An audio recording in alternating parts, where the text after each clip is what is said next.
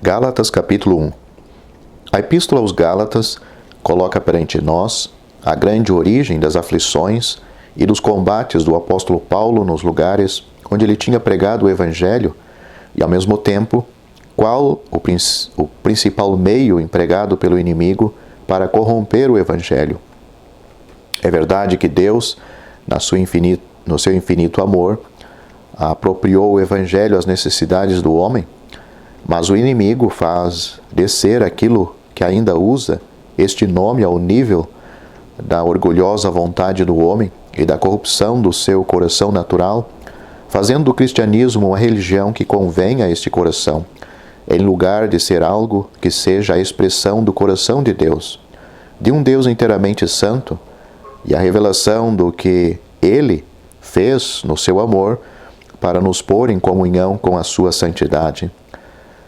Vemos ao mesmo tempo, nesta epístola, a ligação entre a doutrina judaizante daqueles que entravavam a obra do apóstolo e os ataques constantemente dirigidos contra o seu ministério, porque esse ministério estava diretamente relacionado com o poder do Espírito Santo e com a autoridade imediata de um Cristo glorificado, mostrando o homem como arruinado e o judaísmo, que tem relação com o homem, como inteiramente posto de lado.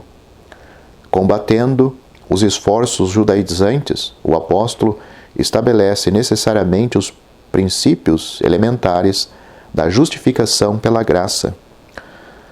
A doutrina, que é a negação de uma plena redenção, que procura o bem na carne e na vontade do homem, e o poder no homem para se fazer justiça de Deus, esta era a doutrina dos judaizantes. As linhas desse combate com o espírito judaizante, pela qual Satanás procurava destruir o verdadeiro cristianismo, e as da manutenção, por parte do apóstolo, da liberdade e da autoridade do seu ministério, encontram-se em muitas passagens, quer nas epístolas aos Coríntios, aos Filipenses, aos Colossenses e a Timóteo, quer pelo que concerne à história em Atos dos Apóstolos. Na epístola de que agora nos ocupamos, os dois assuntos são tratados de maneira direta e formal. O Evangelho é, por conseguinte, reduzido aos seus mais simples elementos. A graça, a sua mais simples expressão, mas acerca do erro, a questão é fortemente regulada. A oposição irreconciliável dos dois princípios, o Evangelho e o judaísmo, mais claramente desenhada.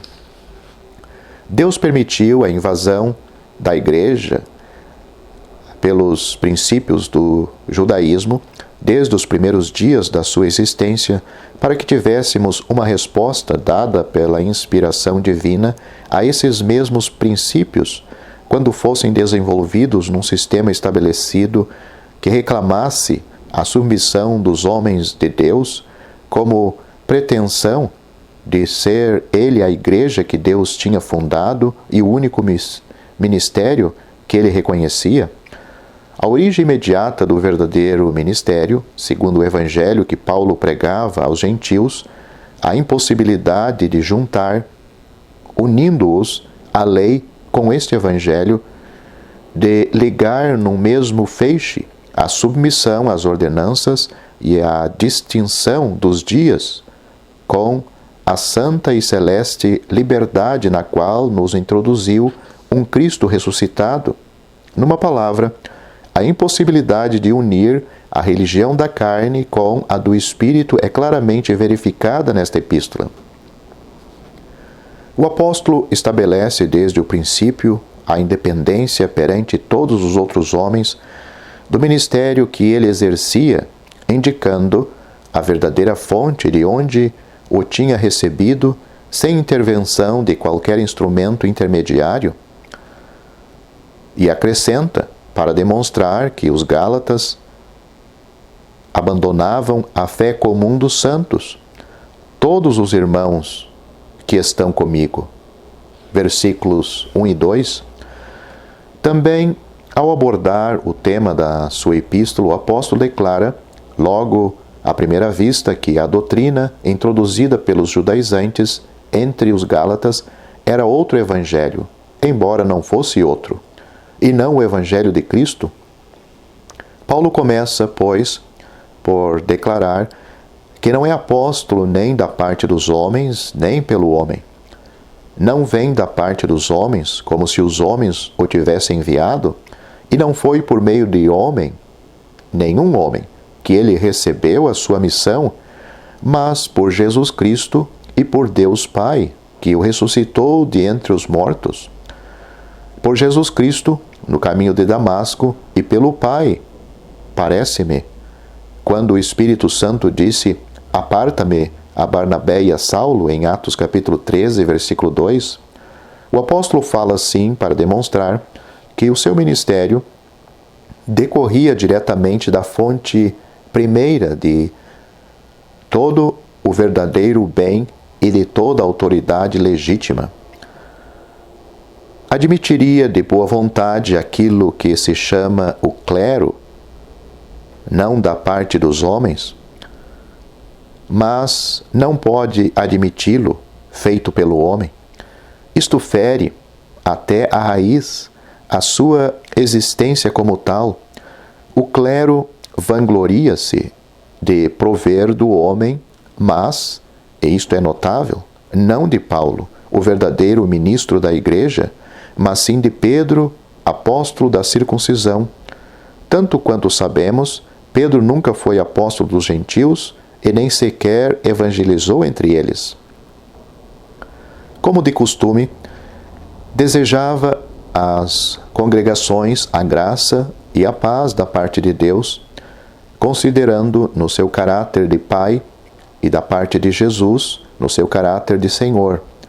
Mas acrescenta aqui, no nome de Jesus, o que pertence ao caráter do Evangelho que os Gálatas tinham perdido de vista, a saber, que Cristo se tinha dado a si mesmo por nossos pecados, a fim de nos livrar do presente século mau.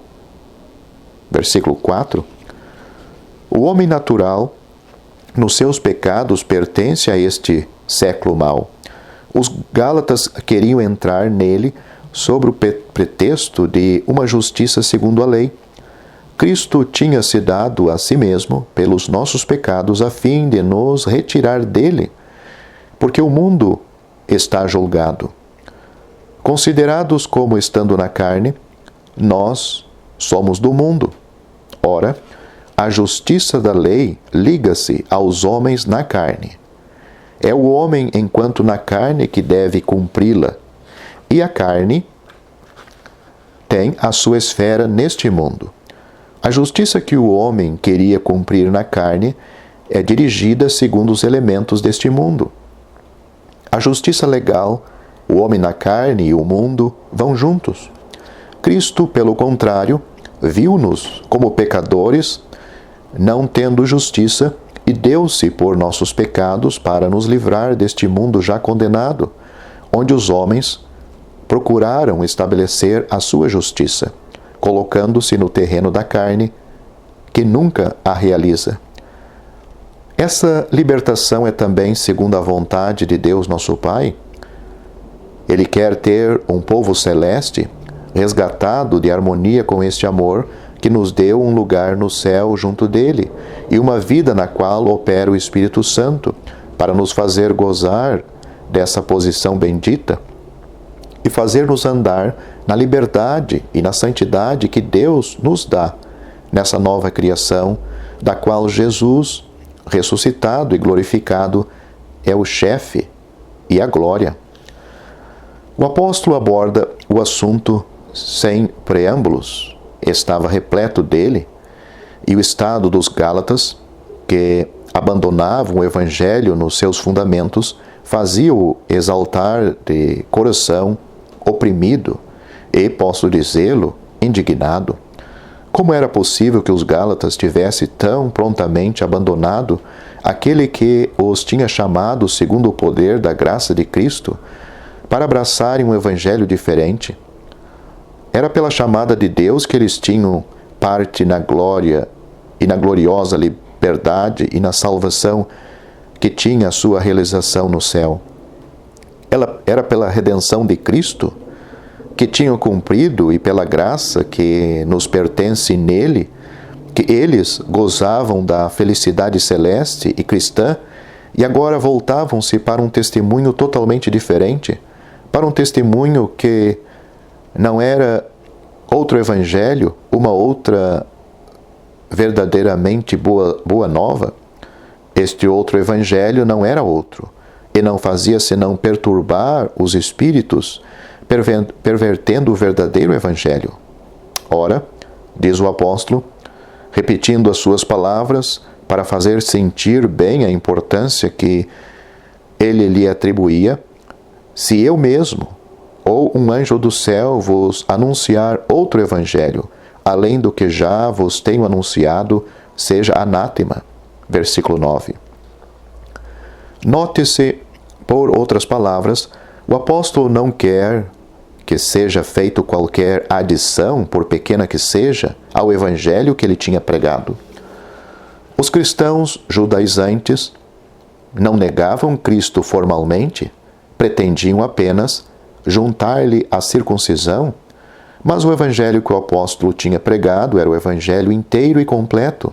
Não se podia juntar-lhe o que quer que fosse sem o alterar, sem o adulterar. Sem dizer que ele não era o evangelho perfeito, sem realmente acrescentar algo de outra natureza, quer dizer, sem o corromper, porque era a revelação inteiramente celeste de Deus, o que Paulo lhes tinha ensinado. O apóstolo, nos seus ensinamentos, tinha completado o círculo da doutrina de Deus. Juntar-lhe algo mais era negar a sua perfeição, era alterar-lhe o caráter e corrompê-lo. O apóstolo não fala de uma doutrina abertamente oposta ao Evangelho, mas do que está fora do Evangelho que ele tinha pregado. Por isso diz que não pode haver um outro Evangelho. O que eles têm querido pregar é diferente, mas não há boas novas fora do que ele pregou. Qualquer outra doutrina não era senão a corrupção da verdadeira boa nova, corrupção com que perturbavam as almas.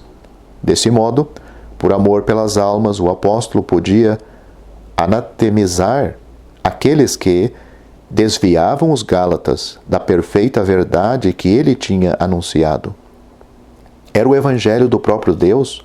Qualquer outra coisa seria obra de Satanás. Se o próprio Paulo trouxesse outra coisa além do evangelho que ele tinha pregado antes, que fosse anátema. O puro evangelho, na sua totalidade, estava já anunciado e reivindicava, em nome de Deus, os seus direitos contra tudo o que pretendia associar-se com ele. Procurava Paulo contentar os homens com o seu evangelho ou agradar aos homens? De modo nenhum. Ele não sentia e não teria sido o servo de Cristo se o tivesse feito. Portanto, historicamente, o apóstolo volta ao seu ministério e à questão de saber se o homem estava neste ministério para o que quer que fosse. O seu evangelho não era segundo o homem, porque ele não tinha recebido de homem algum, não tinha sido ensinado pelo homem. O que ele possuía vinha diretamente por meio da revelação que Jesus Cristo lhe tinha feito. E quando Deus, que o tinha separado desde o ventre de sua mãe e o tinha chamado pela sua graça, quis revelar o seu Filho nele, a revelação, como tal, teve logo todo o seu poder. O apóstolo não consultou ninguém, não entrou em contato com os outros apóstolos, mas atuou imediata e independentemente deles, como sendo instruído diretamente por Deus. Só 3 anos mais tarde foi a Jerusalém para conhecer Pedro, e ali viu também a Tiago, irmão do Senhor. As congregações da Judéia não o conheciam de vista. Somente glorificavam a Deus pela graça que ele tinha recebido. De resto, Paulo só passou 15 dias em Jerusalém, indo depois para as bandas da Síria e da Cilícia.